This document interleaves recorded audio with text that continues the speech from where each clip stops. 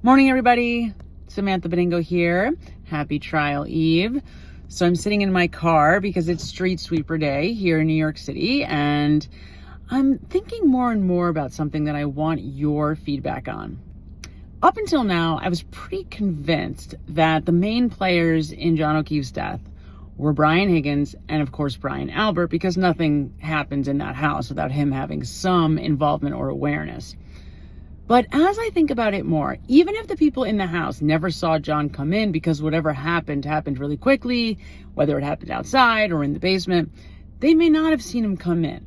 Now, one way or the other, in my mind, the only way that Brian Albert puts himself at such great risk, because I don't think it was him. Whatever happened didn't happen. He didn't do it, right? He just was his house, so he would have had to be involved in the cover-up. But the more I think about it, the more I think he wouldn't have put himself at such great risk unless it was to protect somebody he cared a lot about. And that is where Colin Albert comes in. Now, Colin Albert strikes me as the kind of kid who gets drunk and does really stupid crap over and over again. Like he's the one that everybody has to protect because when he drinks, he just does stupid stuff. He doesn't have great impulse control from what I can tell. Maybe even a little bit ADHD, I don't know. I have to do some more investigating. But it definitely strikes me that there's no question Brian Albert would go to great lengths to protect Colin Albert from getting in trouble.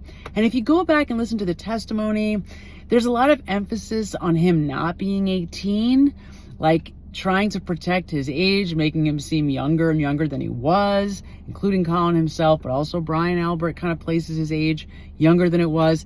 That makes me think that maybe they're trying to play it safe. Like, well, if he wasn't 18 or the further away from 18 he is, the less likely he is to get in serious trouble for this. So I have to believe that he had some involvement. And although that seemed obvious at first, I wasn't sure, and I'm still not 100% sure how to place his involvement, but I think he had to have been involved because that's the only way that Brian Albert goes to such great lengths to cover all this up. So, what do you think? Who do you think is most to blame?